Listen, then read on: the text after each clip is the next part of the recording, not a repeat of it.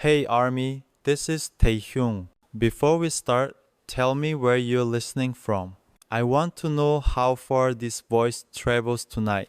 If you're lying in bed, close your eyes. Let me be the voice that keeps you company for a while. I never thought I'd talk about this publicly. There are things you carry in your heart for years, not because you want to hide them, but because you don't know how to say them without breaking down. For me, it's about my mom, the woman who raised me, who gave me everything, yet also left me with words that I couldn't forget, no matter how hard I tried. Growing up, I always felt like my mom could see through me. She'd look at me with this mix of pride and worry, like she already knew the kind of life I was walking into. Even before I became Taehyung of BTS, she warned me about fame. She told me, "You'll shine in front of everyone, but you'll cry where no one can see." Back then, I laughed. I thought she was being dramatic. But now I understand every single word of it. When I first moved to Seoul, my mom would call me almost every night, sometimes just to ask if I'd eaten, sometimes to remind me to pray, but other times she'd go quiet. I could hear her breathing on the other side of the phone, like she wanted to say something but didn't know how. Then one night, after a long silence, she said something that's been echoing in my mind ever since. Don't lose yourself trying to make everyone love you. At that time, I didn't get it. I thought love was the goal. I thought if I worked hard enough, sang beautifully enough, smiled brightly enough, everyone would love me. But when millions of people know your name, they also start believing they know your heart, and that's where the pain begins. As the group got bigger, my phone buzzed constantly. Messages, mentions, fan posts, comments, some full of love, some full of judgment. And I tried to respond to all of it, even in silence, even in the way I smiled through exhaustion. I thought that was my job. I thought being strong meant never letting anyone see me tired. But then there was this one night we just finished a show overseas. I came back to the hotel and sat on the edge of my bed, scrolling through comments one after another. Some of them were kind, but a few cut deep. I don't even remember the exact words anymore. What I do remember is how empty I felt afterward. I called my mom. It was past midnight in Korea. She answered immediately, like she'd been waiting. I didn't say much, just, "Mom, I'm tired." She didn't ask from what. She just said, "I know." Then she said something that changed everything for me. She said, "If you ever start forgetting who you are, come home, not as Taehyung, just as my son." I couldn't hold it in. I cried that night, the kind of cry that leaves you shaking. Because I realized how far I drifted from that boy she raised, the one who used to sit in the back of her truck singing to the sound of the wind. I missed that simplicity, that peace. But the truth is, fame doesn't let you go back easily. You can visit, but you can't stay. I've had to learn how to carry both worlds, the one everyone sees and the one that belongs only to me and my mom. I think every time she sees me smile on screen, she remembers the times I didn't, and maybe that's why her words still sting, not because they were harsh, but because they were true. When I finally opened up about this to the members, they just listened. Jungkook was quiet. Namjoon nodded, like he'd heard something similar from his own mom. And Yoongi said something that stuck with me. "The world sees us, but Our moms see through us. That's the truth. Moms don't just raise you, they carry your pain even when you don't tell them. And sometimes they say painful things not to hurt you, but to protect the part of you that fame can't reach. Even now, whenever I'm on stage and the lights go down, I hear her voice in the back of my mind. Don't lose yourself. And that's when I remind myself why I started this in the first place. Not to be loved by everyone, but to love what I do without losing who I am. Sometimes healing isn't about forgetting the painful words, it's about learning why they were said. There's something strange about memories, they never fade completely. They just sit quietly in the corner of your heart, waiting for a certain song, a certain smell, or even a random message to wake them up again. That's what happened to me last winter. I had just returned to Korea after a long overseas schedule, the kind of trip where the flights blur together and your body doesn't even know what time it is anymore. I remember stepping into my apartment, everything was silent, dark, and almost too clean. I dropped my bags, sat on the couch, and realized how empty everything felt. That's when I saw a small envelope on the table. My manager said my mom had dropped it off a few days earlier. Inside was a short letter written in her handwriting, the same handwriting that used to appear on my lunch boxes when I was in school. It said, "You look tired, my son. Remember to breathe. The world can wait for a minute if you need to rest." I must have read that line 20 times. It was such a simple thing, but it hit me harder than anything else that week. Because deep down, I'd been moving so fast that I forgot what it meant to just stop. I'd forgotten that I was human first and an artist second. That night, I turned off my phone. No notifications, no rehearsals, just silence. I opened the window and let the cold soul air hit my face. It was the first time in a long time that I felt something real. Not a camera flash, not the echo of an audience, just the sound of the wind. I thought about my mom a lot that night. How she used to work multiple jobs just to support me. How she'd come home late, her hands rough from cleaning, but still smile like everything was okay. I never realized how much she gave up for me, how much she hid behind that smile. When I was younger, I didn't understand why she was so strict about humility and kindness. She used to say, "The higher you go, the softer your heart should be." Back then, I just nodded. Now I know she was preparing me for the loneliness that comes with success.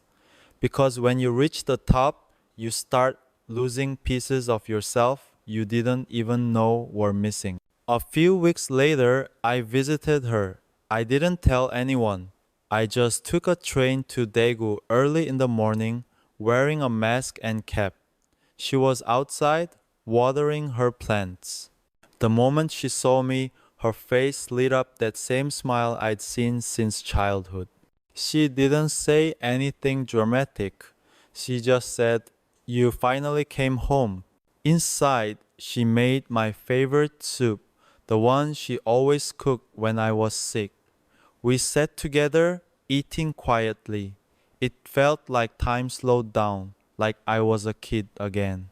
But I could see it in her eyes, that mix of pride and worry still there. She asked softly, "Are you okay?" I hesitated. I wanted to say yes to make her feel at ease. But for the first time in years, I decided to be honest. "Not really," I said. "Sometimes I feel like I'm disappearing." She looked at me for a long moment, then smiled gently.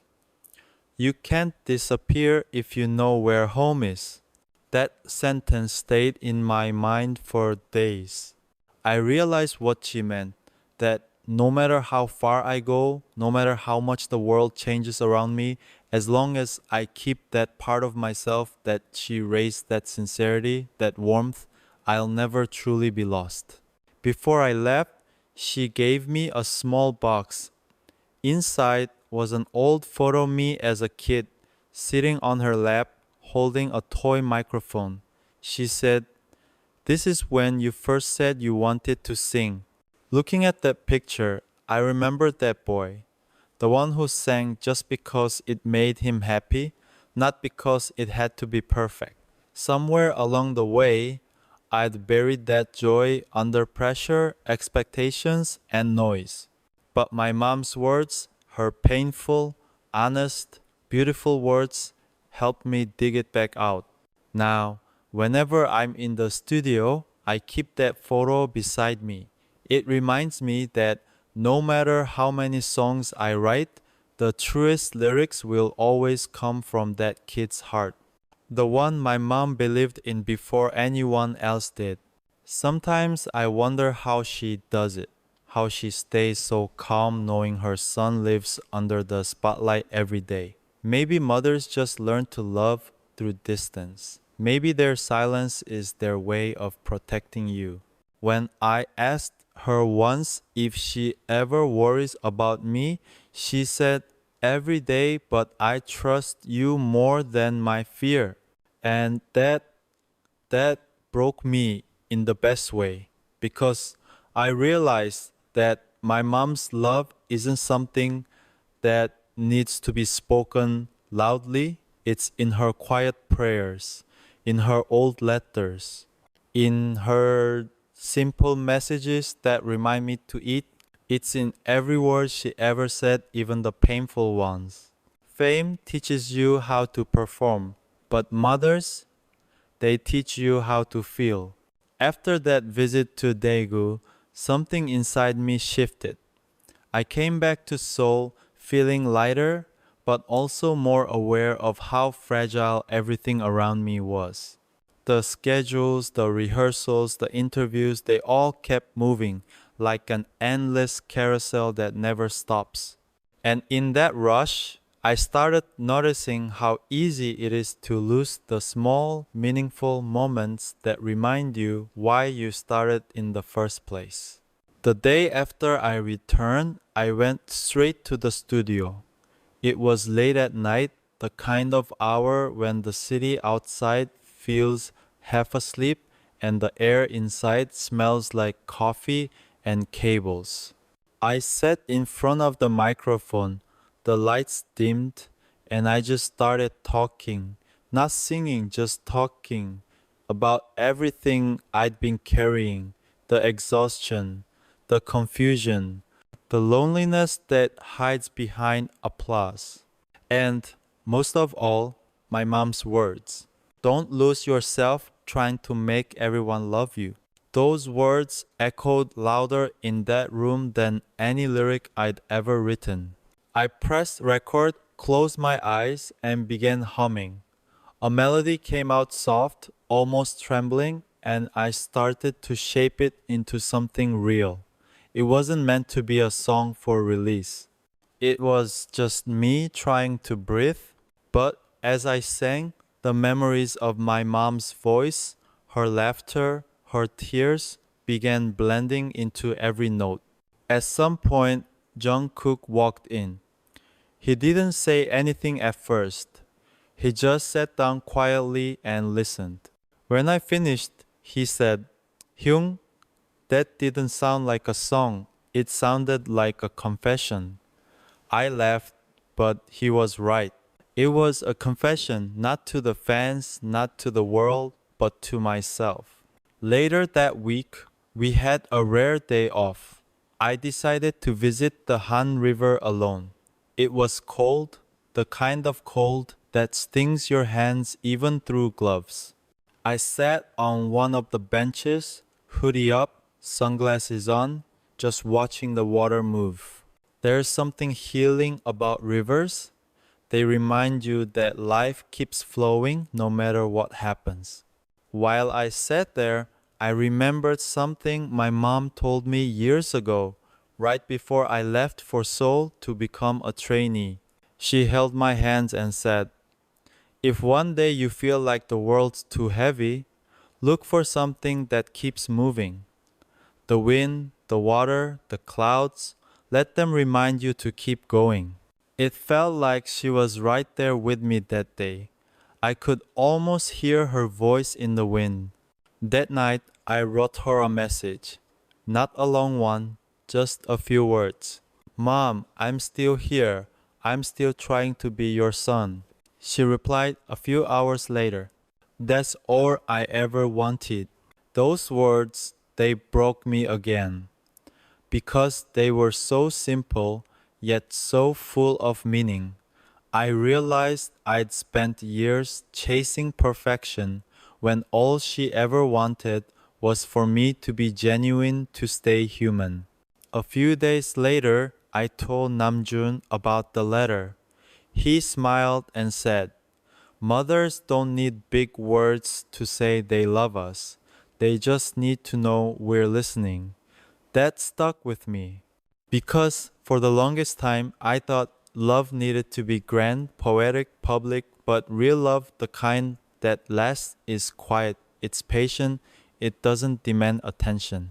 During our next rehearsal, I started noticing things I hadn't before, the way Jungkook would always stay a little longer after everyone left, the way Jimin would quietly check on each of us, the way Yoongi never said much but always made sure we were okay. I realized that in their own way, they were all carrying their own versions of their mother's words. Different voices, same love. We're all just trying to live up to the hopes of the people who raised us even when we don't realize it. One evening after rehearsal, I video called my mom. She looked tired but happy. I told her about the new song I'd been working on, the one inspired by her. She smiled and said, "Don't make it sad, make it honest." That was such a mom thing to say. She didn't want a song that made people cry. She wanted one that made them feel seen. So I rewrote it. I changed the lyrics. I made it about the strength it takes to love someone enough to let them go chase their dreams even when it hurts. When I played it for the group, the room went quiet. Hoseok said it reminded him of his mother too, and suddenly it wasn't just my story, it was all of ours. Every son, every daughter who's ever carried both pride and guilt for leaving home in pursuit of something bigger. After that, I knew I had to share it someday, not for fame, not for views, but because maybe someone out there needs to hear what my mom told me. Maybe someone out there is trying so hard to be perfect that they've forgotten to just be themselves. That night, before sleeping, I listened to the demo again. There was this one line that kept repeating in my head. "You taught me to love myself before the world ever knew my name." I smiled because it was true. My mom was the first person who saw me, not the idol, not the performer, but just Taehyung. And even when her words hurt, I know now that they came from love. Painful words can still be loving words. They just take time to understand, and now, every time I hear her voice, I don't hear pain anymore. I hear protection. I hear truth. I hear love that never asks for anything in return. There's a kind of peace that comes when you finally stop running from your pain. For years, I tried to silence my mom's words, the ones that made me question myself, that forced me to look at who I'd become. But now, instead of avoiding them, I let them sit beside me. I listen to them the way you listen to an old song, sometimes painful, sometimes comforting, always familiar. After finishing the song inspired by her, I couldn't stop thinking about how much she shaped the man I've become. Her presence was never loud. She didn't push, she didn't preach, she just was. Always there, always steady. Even when I was lost in a world that moved too fast, she stayed rooted. One weekend, I went back to visit her again. This time, I didn't go alone. I brought a small camera crew, not for a show or a documentary. Just something personal, something I could look back on later in life. I wanted to capture her as she is, her hands, her smile, the way she hums when she's cooking. When I walked into the house, she looked surprised but happy. "Why the camera?" she asked, laughing a little. I told her, "Because I don't want to forget this. Any of this." We spent the afternoon cooking together. She made kimchi pancakes and I helped her stir the batter. I kept teasing her about using too much salt, and she kept rolling her eyes at me. The crew was quiet the whole time, just filming the little things, the laughter, the silence, the glances. At one point, the cameraman whispered, "You two don't even need to talk. You already understand each other." And he was right. That's what years of love looks like, a language without words. After we ate, I asked her a question I'd been holding back for years. "Mom, when you said those words, 'Don't lose yourself trying to make everyone love you,' what did you mean exactly?" She wiped her hands on a towel, sat down, and took a deep breath. She said, "Because I saw what you were doing. You were trying to please everyone, even when it hurt you. You forgot that love doesn't mean sacrificing your peace." Her voice cracked a little, and she looked down at her hands. "You were so young when you started. I didn't want to stop you. But every time I saw you smiling on TV, I wondered if that smile was real." That hit me hard because she wasn't wrong. There were times when that smile wasn't real, when I was hurting but still smiling because the world expected it. She continued, "You don't have to be perfect to be loved, Taehyung. You just have to be honest." I didn't say anything. I just sat there, staring at her, realizing how much she'd been carrying all this time. The fear, the pride, the worry, all of it hidden behind those simple, painful words. Later that evening, after the crew left, we sat outside on the porch. The sun was setting, the sky a mix of orange and purple. She handed me a cup of tea and said softly, "When you were little, you used to tell me that you'd buy me a house by the ocean." I smiled. "I still will," I said. She looked at me and smiled, but then her eyes softened. "I don't need the ocean. I just need you to keep your heart gentle." That was her way of saying she didn't care about fame or success or money. She just wanted to make sure I didn't lose the part of myself that she loved most, the part that still looked at the world with wonder, that still believed in kindness. On the way back to Seoul, I listened to her words over and over in my head, and I realized maybe the reason her words were painful wasn't because they were harsh.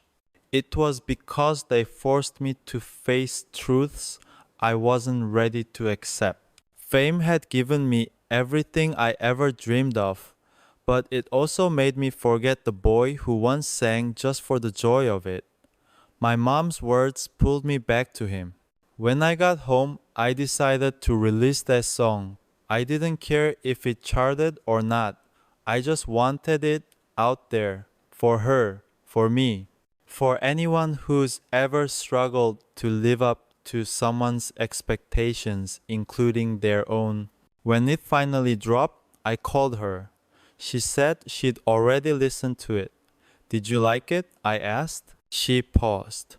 It made me cry, she said, but not because it was sad, because I could hear my son again. That's when I knew I didn't need the world approval anymore.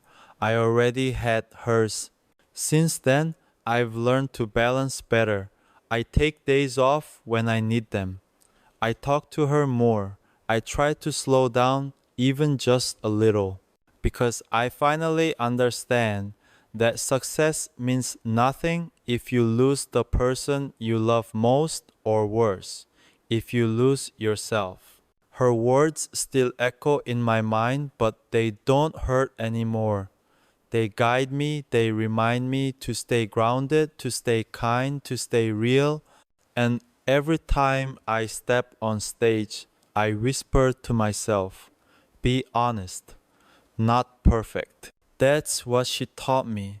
That's what those painful words were really about. Not warning me away from the world, but leading me back to who I am. And now, when the lights go down and the crowd fades, I can finally smile, not because I have to, but because I want to.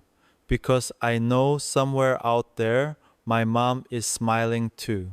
After that song went out into the world, I thought I was done with the story, that I had finally said everything I needed to say. But healing isn't a single moment.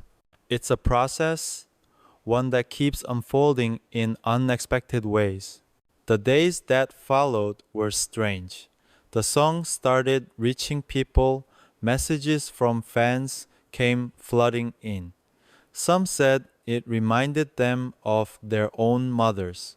Others said it made them cry on their train rides home. And a few said something that really struck me. This song made me call my mom again.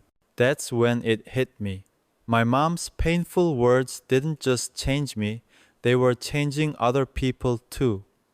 The same truth that once stung in my chest was now softening hearts all over the world. It made me realize something. Sometimes our deepest pain becomes someone else's healing. A few weeks later, I was back in the studio. This time not to record, but just to think. The lights were low, the air was warm, and the walls felt heavy with memories. I played the track again, the one for my mom, and let it fill the room. Listening to it now felt different. I could hear not just my voice, but hers too, in every word I wrote. I started to wonder what she felt when she heard it. Did she remember all those nights she stayed up waiting for me to call? Did she remember the day she told me not to lose myself? I'll never know exactly what went through her mind, but I like to believe she felt peace, knowing that her words finally found their way home.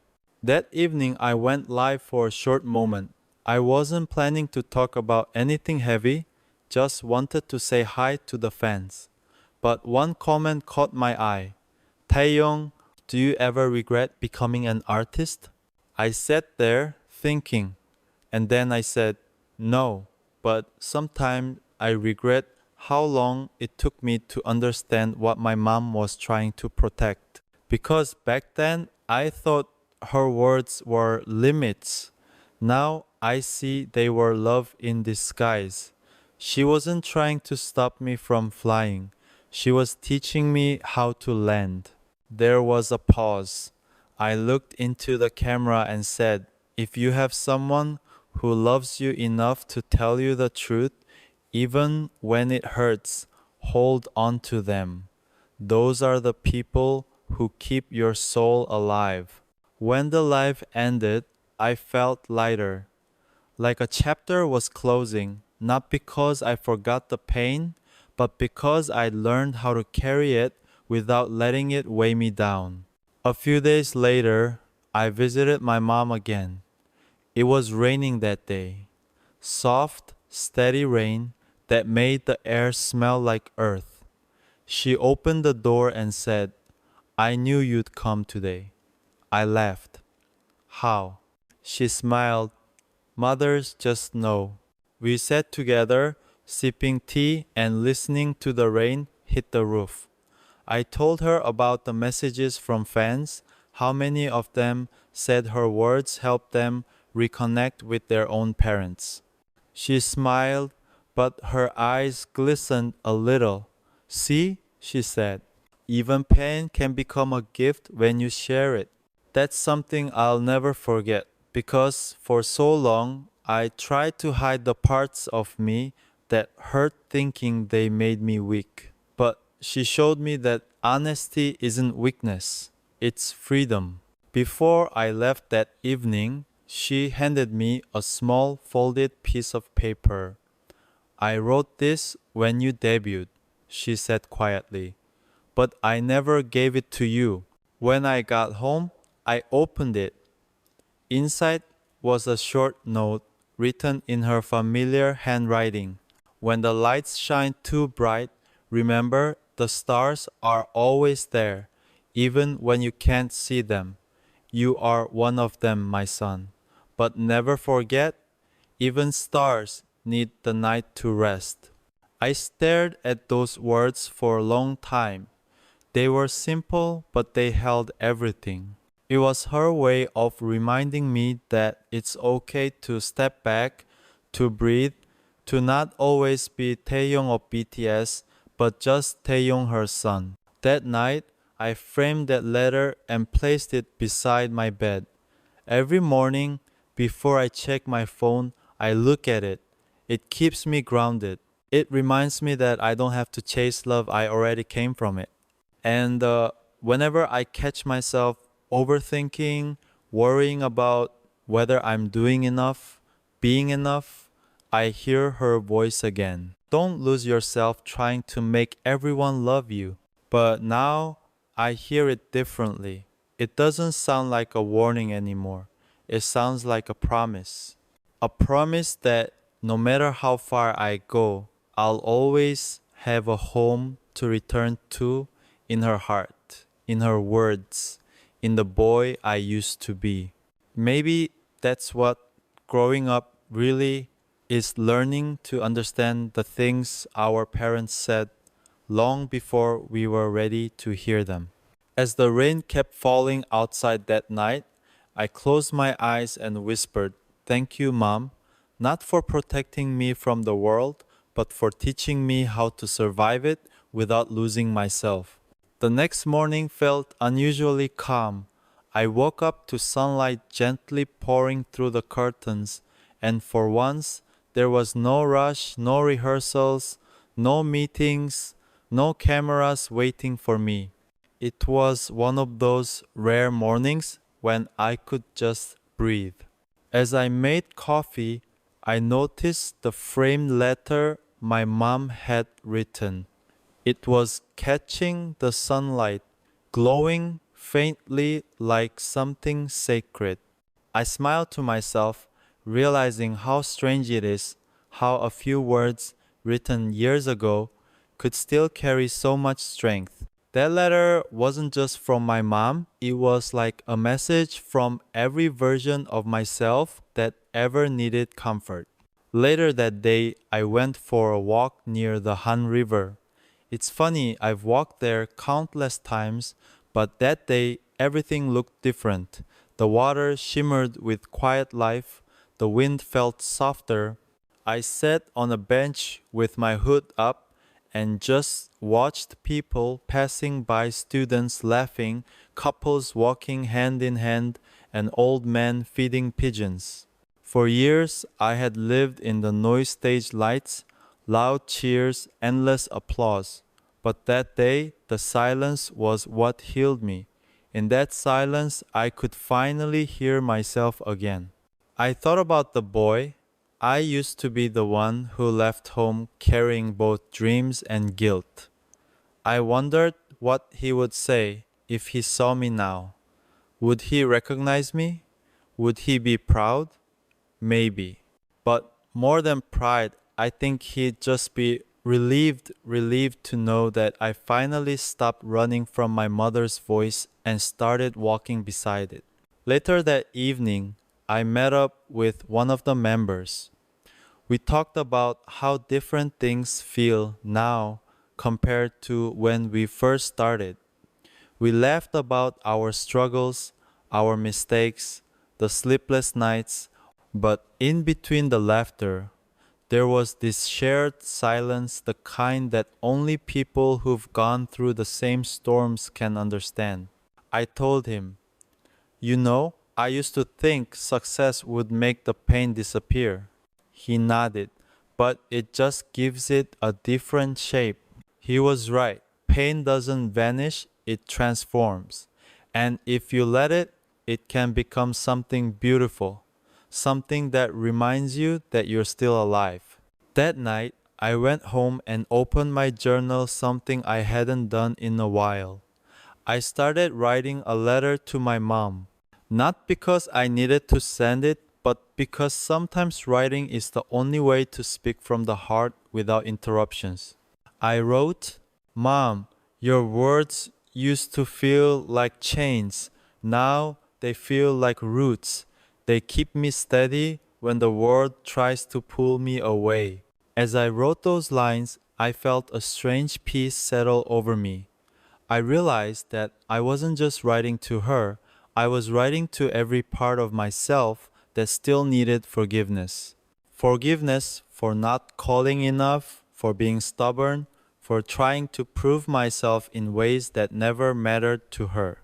I closed the journal, exhaled, and whispered, "I'm sorry." But instead of sadness, what I felt was gratitude. Because her words, those painful words, were never meant to wound me.